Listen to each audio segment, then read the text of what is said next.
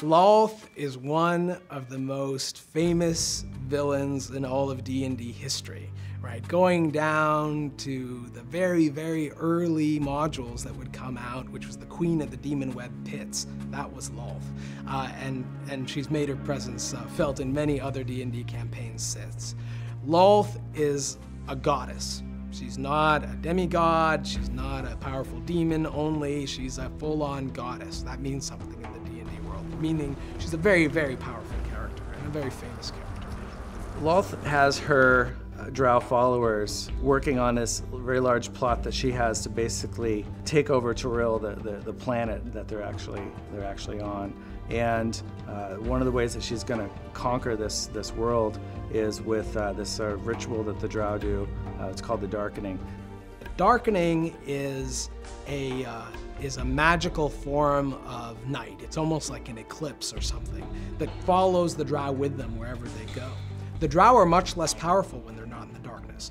They've become acclimated to living in the Underdark. They're used to living in total darkness, and it gives them an advantage over their enemies. And when they attack the overworld of Faerun, they bring the darkness with them. And this is something the players will encounter. In designing the Demon Web, we heavily relied on the writings of Wizards of the Coast. They basically have some short snippets of what the Demon Web should look like.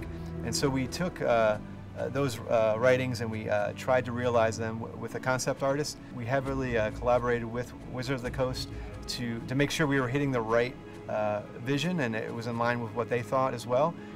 It was very much wide open, and so we just took a creative brainstorming approach of what we want this space to be like.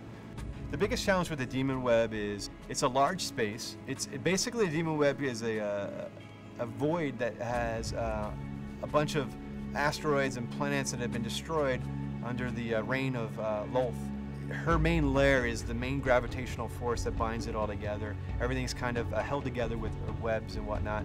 And how do you represent such a large space and walk around it and show the chaos that is Lolth all at the same time?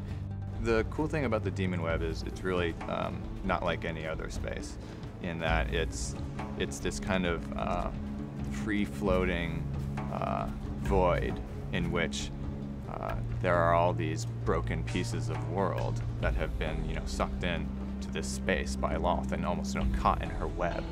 And the players, are traveling through this space where it's like there's no up, right? So what's really important for Jeff and I is to give the players that sense of vertigo, of disorientation, obviously without making anybody sick, but we want to capture that to help make this space feel very unique.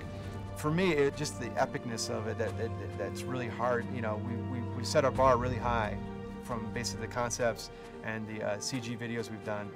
So we want to hit that bar. We want the players to be wowed when they walk into space and really feel, wow, not only is this scary, but wow, this is pretty cool looking too.